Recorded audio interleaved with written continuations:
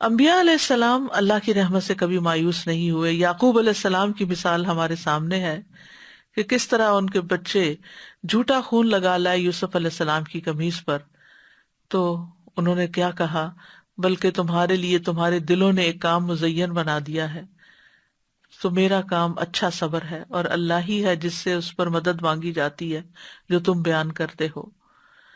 یا بنی یذهبوا فتحسسوا من یوسف واخیہ ولا تیأسوا من روح اللہ انہ لا ییأس من روح اللہ الا القوم الکافرون. اے میرے بیٹو، جاؤ اور یوسف اور اس کے بھائی کا سراغ لگاؤ.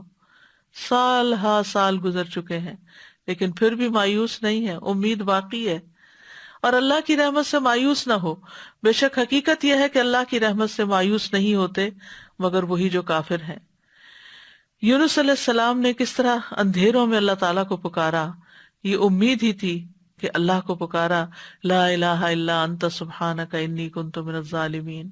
ایوب علیہ السلام بھی کس طرح دعائیں مانگتے رہے. زکریا علیہ السلام کی مثال ہمارے سامنے ہے کہ بڑھاپے تک دعا مانگتے رہے، مایوس نہیں ہوئے کہ اللہ دے سکتا ہے. تو اللہ تعالیٰ نے بعض بڑھیا عورت سے ان کو اولاد عطا فرمائی، یحییٰ علیہ السلام جیسا بہترین بیٹا عطا فرمایا.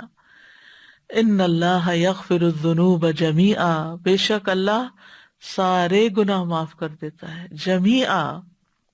اور یہاں پر الذنوب استعمال ہوا ہے، یعنی سارے کے سارے، اور جمیعا کہہ کے مزید تاکید کر دی گئی. تو بہت ہی عظیم بشارت ہے یہ، ان اللہ یغفر الذنوب جمیعا.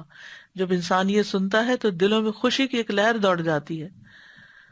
اور پھر آگے وجہ بھی بتائی، انہ هو الغفور الرحیم، کیونکہ وہ غفور الرحیم ہے اس لیے وہ سارے گناہ معاف کر سکتا ہے، اور وہ کر دیتا ہے. اس کے لیے معاف کرنا مشکل نہیں، وہ تو معاف کرنے سے محبت رکھتا ہے.